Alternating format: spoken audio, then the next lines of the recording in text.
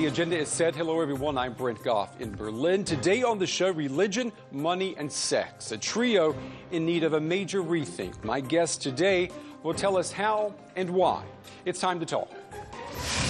Pope Benedict XVI is about to step down. The Holy Father resigning from what some say is a holy mess. Scandals that are rocking the clergy's credibility. Has the time come to change the church from within? Well, how much is the CEO of a company worth? Many today equate executive bonuses with corporate excess. Can greed be limited by legislation? Well, let's ask the Swiss. Switzerland, one of the richest countries in the world, could become the first nation to put executive pay in the hands of the people, a grassroots movement to make the boss earn his money. And sexual violence in the Arab world, the revolutions that changed politics 2 years ago have revealed an ugly reality for women. They were on the front lines of protest in the Arab Spring, standing shoulder to shoulder with men in their demands for change. But now women are being silenced. Sex and violence have become weapons to pull back reforms. Well, I've invited three people today to talk, argue, and pry apart these headlines. My first guest is a pioneer. She has written a highly praised book which lifts the veil on the very secretive sexual lives of men and women in Egypt and across North Africa. I'm happy to welcome to the show Shireen El-Feki. Shireen, you are the author of the book Sex and the Citadel, which is a great title, by the way. You write that sexuality and politics in the Arab world go hand in hand, and you say you can't reform one without changing the other. Well, sexuality and politics go hand in hand anywhere in the world, but looking specifically in the Arab world, sex is an incredibly powerful tool of control. So it's not a surprise that authoritarian regimes will use it to try to manage the population. Use it as a weapon, as you were saying. But there are cases in which it is an actual weapon in terms of sexual torture, for example, of political prisoners, but also just in terms of laws which criminalize sexual activity.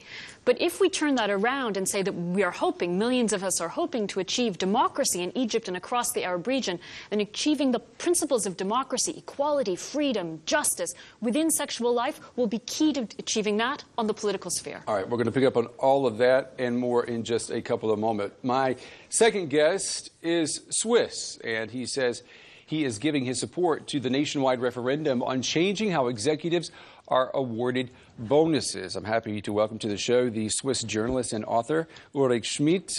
Ulrich, you say yes to the referendum, but yes reluctantly. Why is that? Yes, I say yes very reluctantly. I say yes because I think it's essentially a good thing to strengthen shareholders' rights, because that's what the initiative is essentially all about. Yeah. Reluctant, well, I'm doing it against, for instance, the recommendations of my liberal conservative newspaper. Because I think it has rather quite a few important interventionist elements. And we're going to pick up on those. And we're going to pick on those. In just a second. I'm glad you're on the show. And my next guest says the resignation of Pope Benedict could be a blessing for the Catholic Church. I'm happy to welcome Elfriede Hart. She is a Catholic herself. She is with the international group We Are Church. We are the church, and you are dedicated, Elfriede, to fundamentally overhauling the Catholic Church. I mean, you want to say yes to contraception. You want to allow female priests. You want to end celibacy. You want to include gays and lesbians in the church. What makes you think that the time is ripe for any of these changes to take place? Well, I think the Pope gave a great example. He did something which is not very traditional. He stepped down, or he announced that he's going to step down. And in the same way that this can change, many other things can change. It is very, very necessary, and I agree fully with what you said. Sex and politics is very much linked together. Sex and power. And religion. And religion. And religion, that's right. We've got the buzzwords of the century today on the show. We're going to pick up on those. More than 100 cardinals will soon assemble in the Vatican to choose a new pope. Now, Not even the papal conclave can escape the scandal that seems to plague the church. On Monday, Britain's highest-ranking Catholic, Cardinal Keith O'Brien, announced that he will not attend. He is now facing accusations of inappropriate conduct with 4 priests.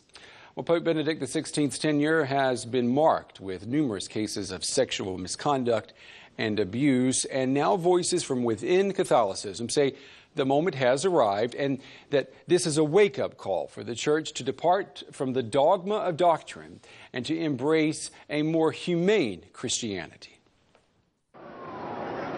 With Benedict XVI's papacy drawing to a close, Catholics are looking back on his tenure in office. Revelations of pedophile priests abusing children have without doubt tarnished the Church's reputation. Benedict came in for personal criticism over his handling of the crisis, and some even accused him of a cover-up. The last 8 years have also been marked by Benedict's defense of what are considered core Catholic values. He ruled out change to the Church's position on abortion and bolstered opposition to same-sex marriage, even as gay unions were being legalized in many countries. Benedict's orthodoxy has brought him into conflict with many outside the Church. But within the Church, Benedict has also been criticized by liberal Catholics seeking change. You are one of these liberal Catholics, Elfriede. You have spent much of your life campaigning to change the Church, and the things that you want have not happened. And you think now, with the resignation of the Pope, that there is reason for hope? There is reason for hope, for a change from top down, let's say, but the change is already happening bottom up. We have women priests. We have about 150 women who have already been ordained. Of course, the Vatican says they are excommunicated. But what does it mean today to be excommunicated? It doesn't mean anything to anybody anymore.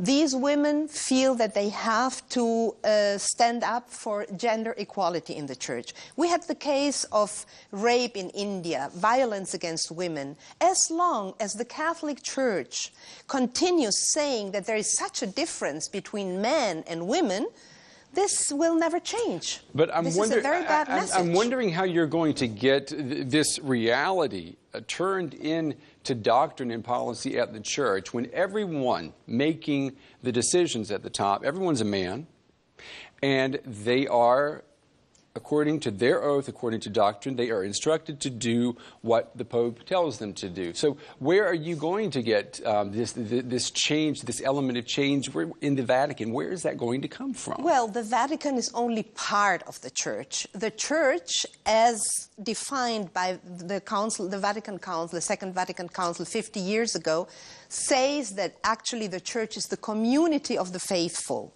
And these people are they are part of the Church, but they are the pastors. That's only our government, let's say. You wouldn't say that a German is only the German government. It's the people. That's the important part. And the sensus fidelium, which is a very important concept in our faith tradition, what the Catholic people think and believe, that's the most important. Now look at contraception, look at gay marriage, look at gender equality. People, all polls show, people are far beyond what the Vatican officially says. What do you say, Elfriede, to the circumstances surrounding the resignation of the Pope right now? There is, of course, this scandal, the dossiers that were leaked. No one has seen those, at least that's how it's been reported, except for the Pope. There's the accusation that there is a group of gay men in the Vatican who are being blackmailed by male prostitutes.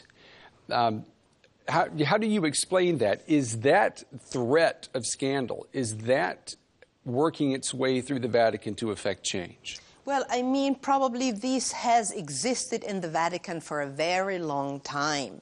It's only coming up right now. I think it's not that important what the media say right now. For many people, we knew how things work in the Vatican, and not only in the Vatican. But I think that's not the important part. Yeah, but Elfriede, it is important. I mean, well, you're saying you are a member of a church where everyone knows that inside the rule is hypocrisy? Preach one thing and do another. Why stick with, just let me ask you as a person, why stick with that church? There are plenty of, branches of Christianity that you can go that have already implemented the reforms you want. As I tell you, the Vatican is only part of the church. We have a faith tradition that is very old, and the Christian message, that's the important part. It's a historical phenomenon, the Vatican as it is right now.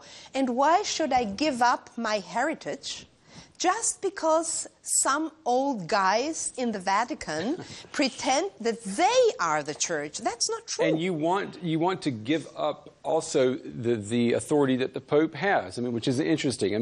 It's heresy, basically, Elfriede, what you want. You're saying make the Pope an equal among others. Absolutely. The Pope is baptized as I am baptized. There we're on equal level. He has a function. He is the Bishop of Rome. Well, all bishops step down at 75 years.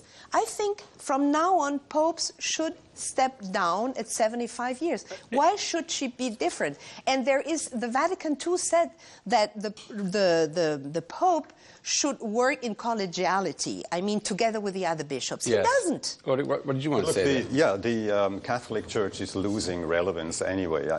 Both big churches in Germany are losing, or have been losing relevance in the last years as institutions. Yes, yeah, absolutely. Wouldn't it be a better way to simply leave an institution to whose principles you cannot abide at all, and whose main theories you do not adhere to, and simply leave the church and fight it from outside, and it would probably get you, much further in a short time. I think that Germany is a good example of the importance of leaving and staying. The wall in Berlin broke down because people left and other people stayed and resisted from within. If we want to change this institution, which is very old, I think there are other institutions who govern us right now who are also in a crisis because they are from the 19th century. I think we need to continue. There is not only the institution. Catholic Church is not just the institution. It is much more about the Catholic Church. And I think that's what needs to be preserved. What did you want to say? One of the very interesting points that I've heard raised by some imams with whom I work on aspects of sexuality, they say, look what happened to the Catholic Church. It did not listen to the people. It did not understand the needs of the people. And what happened? People put it to their back, as they say in Arabic. Mm-hmm. And so there are now religious figures, not the majority, but certainly a few, who are saying, how can we avoid that? How can we use more open interpretations of Islam to continue our relevance to the people today and in the years to come? So it's a salutary tale for those of us of other faiths as well. Mm-hmm. Yes, I think so. And I think that the Vatican, with the power, the political power they have, because it's the only religion that is recognized as a state, and thus it is part of the United Nations system. The other religions, which were much more open, for instance, on sexuality, like Islam, they are. That's what I've been told by Islamic theologians, feminist theologians. They are becoming Christianized, and now very much, they cut the rights of women just because of the influence of the Vatican, which is very bad. This institution needs to change. Well, for us women, it's very important. You say it needs to change, Elfriede, but, the conclave is going to take place. There's going to be a new pope. So you have to accept that for the time being. Who should the next pope be? What should he be?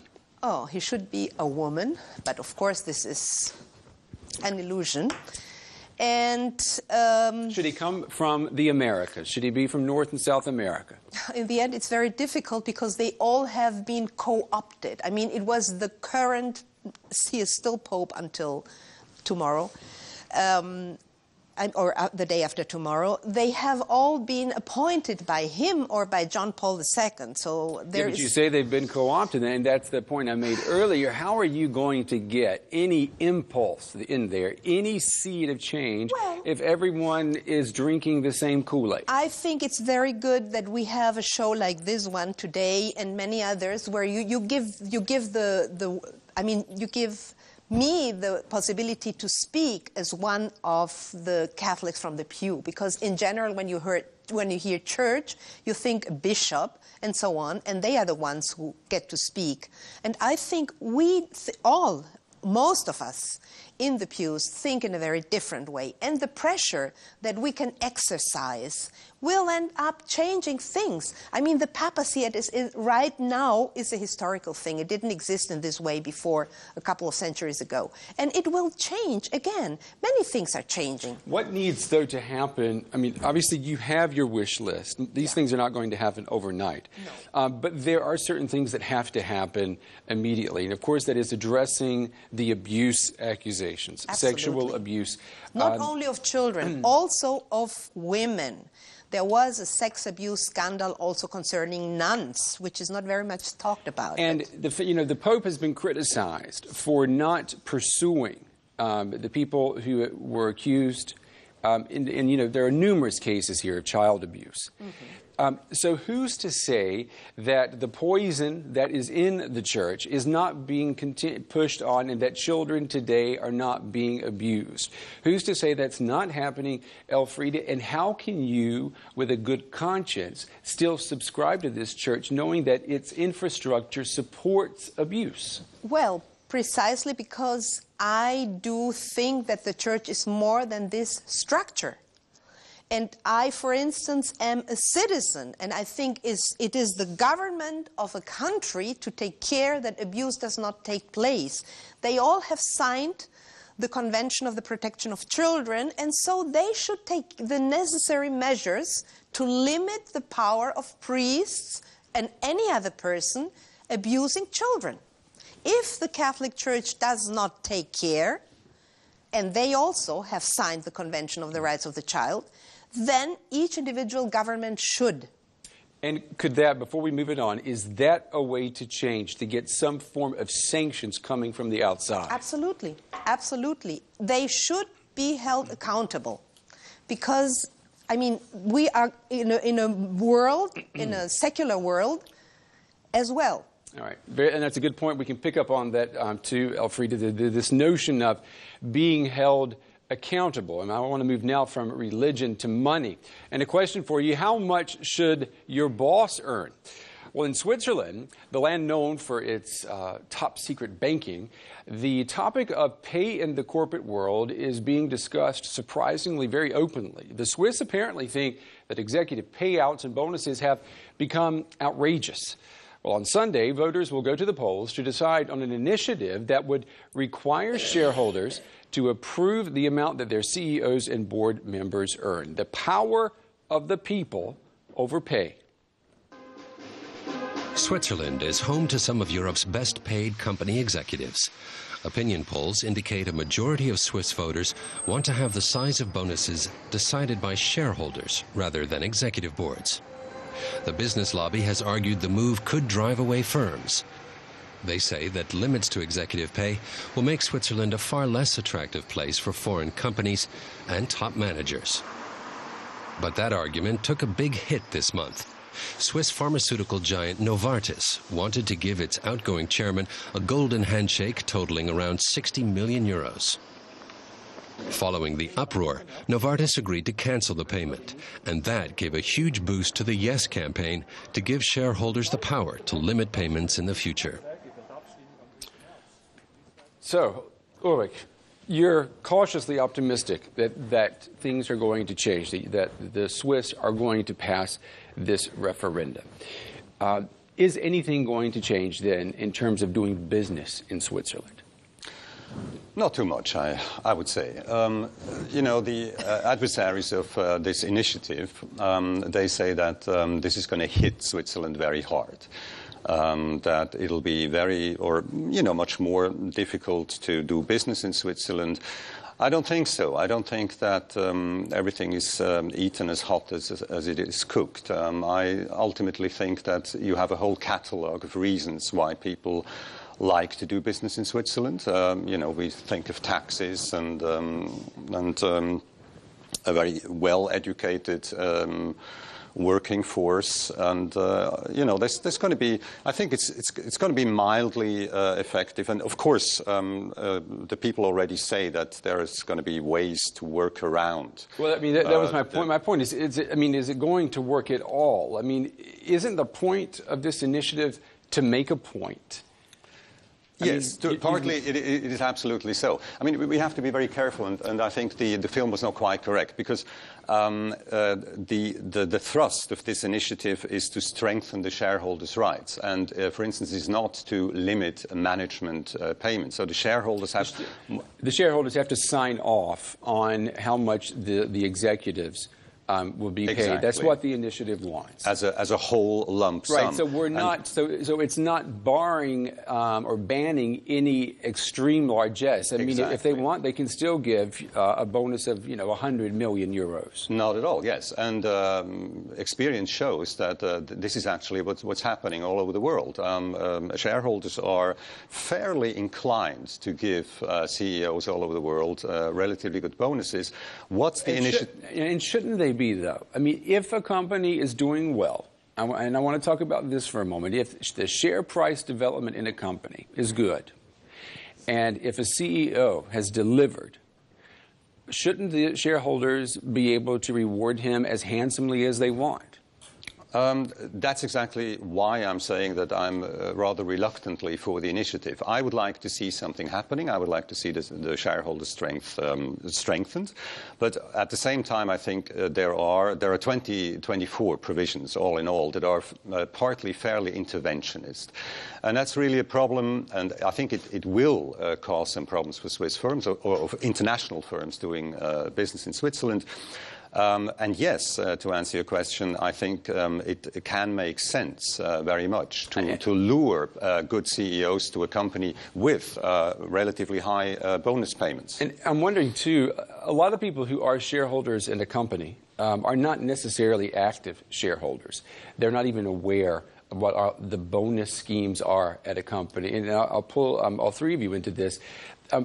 Isn't this legislation then dependent on shareholders being very active in the operation of a company and shareholders having the same value system, and that is be conservative with pay? Isn't that what it's dependent on? Elfriede, what do you think? Well, thinking of the whole thing, I had another idea. Excuse me for putting it in such a way. You have governments fixing a minimum wage. Why shouldn't governments fix also a top wage somehow? I mean, we have a market economy, but there are some limits.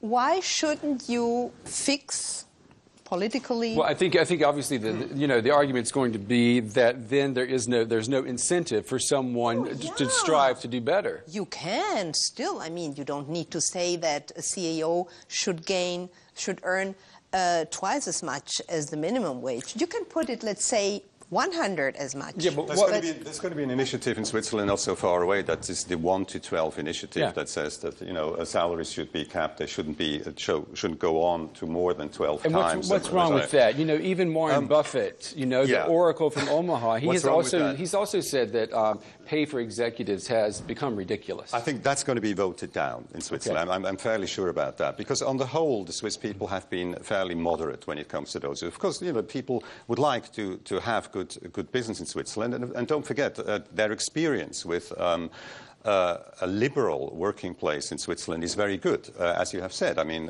Switzerland is doing fairly good. Mm-hmm. And so this is simply an interventionist politics. I mean, people in Switzerland will, of course, understand that, of course, you can do caps and limits and everything. You can do state regulations and everything. And the end result of that will be that the whole impetus of the economy will go down. The more you regulate, I mean, Germany is a wonderful example of that. Germany is still doing fairly well, but the weight of regulations, rules and regulations and laws is really weighing it down. It could do much more, much better. Let me pull in Sri. What do you want to say? What I find very interesting in your question, and actually it links all our topics, because what we're talking about are how is the citizenry engaged? How do they make their voice heard when to the men, usually the men at the top, whether it's the grassroots Catholics trying to be heard and change the Vatican and the papacy, whether it's shareholders speaking, making their voice heard to CEOs, or whether it's people on the streets of Egypt and the Arab world trying to find accountability and have their voice to be heard by the government. Not possible under the old authoritarian regime, thought to be inconceivable to change. Just as you're asking, Elfriede, how is it possible that the grassroots Catholic believers could change the Vatican? Well, it was said of Egypt. How can the people possibly change the autocratic system? And yet we are in the process of doing that. And when you say, you know, how do shareholders have the ability to do that, you have to be informed and you have to be engaged. And I see that playing out in Egypt. People who were completely disenfranchised from politics couldn't care less. Now that's all they talk about. And I agree with you. I think this initiative is coming from a rage right now at the corporate world for not being accountable and for acting irresponsible. And I think that's all well and good. But I wonder, after this initiative is passed, are we going to see a change in shareholder behavior? That is what is key here. You can have legislation all you want, and we'll talk about that with you in a moment, too, about what's happening in Egypt. But legislation will not necessarily change behavior. And so where's the guarantee that the corporate world is going to become a gentler, nicer place? You have no guarantee. Yeah, exactly. There is no guarantee, and that's not that's not the gist of the initiative. The gist of the initiative is to strengthen shareholders' rights, and I think it's perceived worldwide. It's a little bit different in Switzerland. You have no guarantee whatsoever. I think the shareholders, as I said, will treat this whole thing very moderately, very carefully, very conservatively. And as a result, I think Switzerland will be in a very normal and good position, let's say, 5-10 years down the road. Yeah, and Switzerland is also, I mean, you are an interesting and a unique example with direct democracy. The fact that this initiative has been put to a vote is interesting because of the system of direct democracy. Let me ask all three of you, if you think in every country a referendum was held about executive pay, do you think people would say yes to a maximum that executives could earn? Yes, I think right now, yes. When you look at the polls that that were published 2 days ago here in Germany, there is a very strong feeling of injustice. About 2/3 of the population think that there is a very bad distribution of wealth, which is getting worse and worse. And I think this is all over the world. And, well, how to solve this problem? This is another question. But this sense of injustice is very strong. I mean, the disconnect is there. But before we move on, what do you think? Yes, of course, yeah. In Germany, it would be accepted. I think it would be accepted in most countries all over the world. Yeah. Yes, absolutely. Yeah, and I would assume, too, in the Arab world that there would be this sense that the chasms you have between the rich and the poor should be made smaller. Well, it's one of the drivers of the uprising, and it's what has landed Mr. Mubarak and his coterie in long-term state detention because of this sense of crushing injustice and the inequalities. Major driver of the uprisings. Yeah, the uprisings. That brings us to our next point. If we want to better understand what Arabs want from the revolutions of the past 2 years, we should begin to peer inside their bedrooms. Sex and politics, yes, they are indeed long-time bedfellows. My next guest has written a groundbreaking book offering a rare tour of the sexual lives of men and women in Egypt and the wider Arab world. Now, the conclusion is clear. Social and political change will only come if, and we've said this, women are seen as equal, and if women are no longer seen as pawns of men in a struggle to hold on to power. It's been more than 2 years since the first protests erupted that would culminate in the Arab Spring. Democratically elected leaders have taken power in several Arab countries. But can democracy simply be proclaimed? Change isn't happening overnight. Islamist parties now lead governments in several Arab Spring countries. There's been little movement in many key areas, including women's rights. That has led to protests and increased violence against women. In Egypt, there have been sexual assaults at demonstrations where women have been stripped and even raped. Do traditional gender roles have to change fundamentally before democracy can really take root? Does the Arab world need a sexual revolution? Shireen, that is the question. Does the Arab world need a sexual revolution to go with the Arab Spring? Well, quite frankly, we haven't really had a political revolution yet. If we're talking about revolution as a dramatic break from the past, what we're seeing now in many of the newly elected governments is a return to business as usual, except without the tools of enforcement that the old regimes had. So if we're not seeing that dramatic transition in political life, personally, I don't see that we're going to see that in sexual life, because sexuality is so much more complicated than politics. It takes in the politics, but it also brings in economics, it brings in religion, it brings in generations, gender. That change is going to take a long time. What I see happening, and what I'm hoping that we will see in Egypt and the wider Arab world, is what I call a sexual re-evaluation, in which people will start to ask questions. The questions that they're asking of political life, challenging the received wisdoms in a very dramatic fashion, now starting to ask some of these questions about religion in terms of the role of Islam in political life. These were trends that were happening under the table with the uprising and the rise to political prominence of Islamic conservatives. They're now on the table. The next point to ask, the next area to challenge, asking those questions, is of sexual life. Aren't you expecting too much from people at once? Their world has been turned upside down in the last 2 years. Let's just look at Egypt as an example. And isn't it human nature then, when so much around you is changing, to hold on to that which is closest to you and to maintain that stability? And in this case would be the sexual norms and mores of that society. They're intimately entwined. You're not going to have the other change if it's not happening in your personal life. How are the young people, for example, who are aspiring to change the political system, how are they going to do that if they don't have access to information and services about their own sexual and reproductive life? Now, do they have access? Are they getting that in Egypt in the schools, for example? No, not yet. But one of the things I do in my book is I traveled across the region and I was looking for people who are finding solutions. This is not just a book about the sexual problems of the Arab world. We know about those. The really interesting point are the people who are trying to find solutions, whether it's to the problem of unwed motherhood, or it's the issue of trying to open laws on abortion, or it's providing sexuality education to young people. There are pioneers across the Arab world. They now have new opportunities in the opening. Yes, there is a pushback by Islamic conservatives, but now there is also an opening of freedom of expression and freedom of thought and freedom of association, and that gives those people a move forward.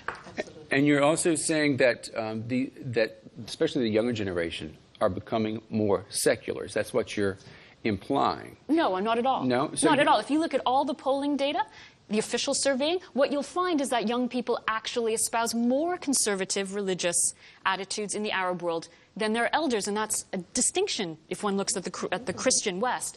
What's very interesting is that if you sit down and talk to those young people one-to-one, when they don't think they're asking government questions, what you'll find is that they are looking for flexibility within their faith. There are some young Muslims I know who don't want to work within the borders of Islam. Islam sets very clear borders of what is haram and what is halal. Those who don't want to stay within those borders want the freedom to go outside. But many, many young people in the Arab world want to live within those borders. And what I am saying in my book is that within those borders, Islam offers us tremendous flexibility. Islam is not the problem about finding sexual satisfaction. The problem is us. We as Muslims, we are the problem. We have gravitated towards much narrower definitions and interpretations of Islam, and this has not always been the case. But you're talking about identity and the politics of identity here, and you're saying that people are using Islam more than ever to define themselves. That's what you say young people are doing. now. They're more conservative. They espouse more conservative values. But I don't see how these connect. And if they are more conservative in their religious beliefs, where is the room then for a secular freedom in societies? Where is the room, for example, for men and women to be equal? Where is the room for women to be leaders in Islam? Where is the room for gays and lesbians to be leaders in Islam? Where is the room for that? It is within Islam. We're not talking about a secular revolution here. What I'm talking about is, let's be pragmatic, okay? We are not going to throw over Islam in the years to come, particularly not now when we have Islamic conservatives in power.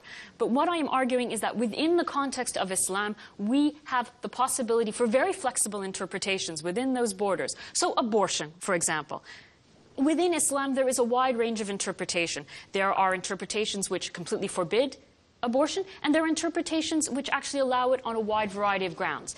In periods in the past, when Arabs have been confident and creative, they have also tended towards more liberal, more open interpretations. Because we have headed into this period of political, social, cultural decline, the closing down on those interpretations in sex has gone hand in hand with that. And the argument I'm making is that opening up on sexuality within the context of Islam is part of the process of opening up in all other domains. You don't have to throw away Islam to find sexual rights. I'm not afraid that I was in Cairo about 2 weeks ago with my daughter. I walked about 30 times over the Tahrir Square. And of course there is an atmosphere of, you could call it sexual aggressivity. There's a whole, in Egypt now, as I felt it, something like, it's on the edge of anarchy. I mean, you have a feeling of very high insecurity. Everywhere, for men and women. For men and women, yes, both. My daughter and me were sometimes rather uneasy, and you hear, and women are attacked. I mean, we hear rather gruesome reports about women being attacked many times. Are you not afraid that these occurrences could actually strengthen the call for a strong man in Egypt even more? You know, that Morsi could actually exploit this situation and give himself even more rights. It's a danger, but if one looks, he actually tried to do that. At the end of last year, he issued an edict proclaiming himself essentially the new pharaoh until further notice. And what was the result? It was outrage and uprising and continual unrest. In Cairo. Across Egypt. And it continues to this day.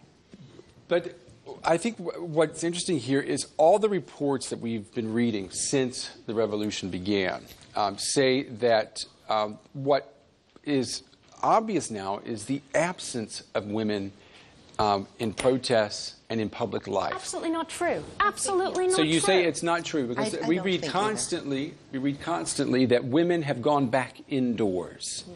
Absolutely not even if true. they go indoors, sometimes this doesn't mean anything. I mean, doesn't mean that much, because one thing is what you publicly see, and then the other. Why did they come out all of a sudden? I think there was a preparation to that. I mean, probably they had been discussing things or so on before we saw them in the streets, because they don't show up like this. And I think that there is undercover, I don't know, in an invisible way, there is something happening. So you're saying women are maybe a silent or an invisible influence? Yes, sometimes. How are they invisible, Brent? I mean, out of these terrible episodes of sexual violence which have emerged, one of, frankly, the silver lining in this terrible cloud has been women speaking out. 10 years ago, 15 years ago, you would not have women going on television and saying, I was raped. And you would not have them sitting there with their husbands saying, this is not right, and my wife, she has the right to be in that square.